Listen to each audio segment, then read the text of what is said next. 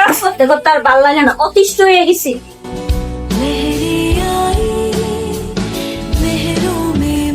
বালিশ দিলেও গোসল করে ধরে রাখছি,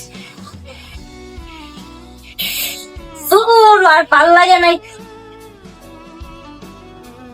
ওই যে আরেকজনে বসে রুগী হইয়া আমার জীবনটা তেনা তেনা করে লাইতাছে।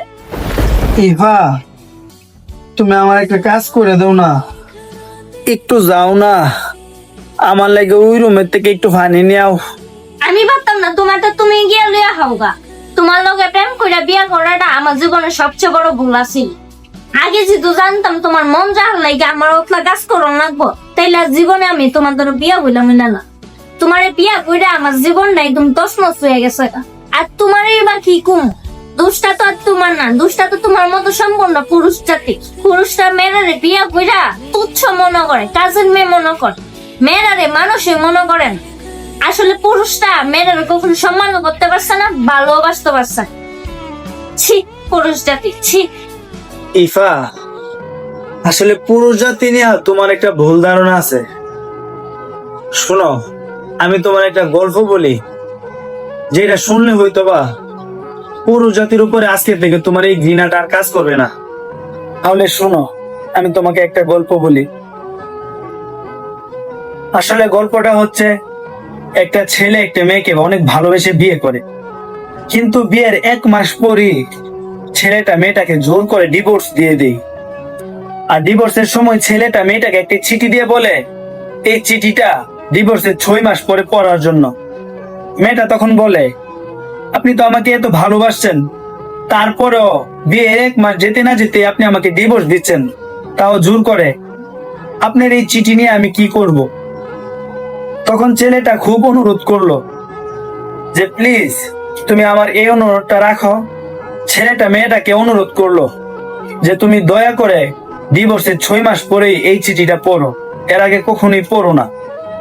মেয়েটা কি করলো, ছেলেটার অনেক অনুরোধে চিঠিটা নিল। মেয়েটা চিঠিটা নিয়ে ভাবতেছে, যে মানুষটা আমাকে এত ভালোবেসে বিয়ে করছে, তার সাথে আমি 1 মাসও সংসার করতে পারলাম না, সে আমাকে জোর করে ডিভোর্স দিয়ে দিল।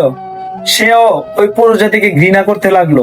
তখন সেই মেয়েটাও ভাবতো যে পুরুষ জাতি হচ্ছে সবচেয়ে খারাপ জাতি, তারা সবচেয়ে বেঈমান জাতি। তখন মেয়েটারও ডিভোর্স ছাড়া আর কোনো কিছুই করার ছিল না। সে মেয়েটা প্রতি সময়, প্রতি সেকেন্ডে, প্রতি মিনিটে, প্রতি রাতেই চিন্তা করতো যে আসলে পুরুষ জাতি অনেক খারাপ। এত ভালোবাসার পরেও সে 1 মাসও সংসার করতে পারলো না, আমাকে ডিভোর্স দিয়ে দিল। এই ভেবে ভেবে দেখতে দেখতে প্রায় 1টা বছর চলে যায়।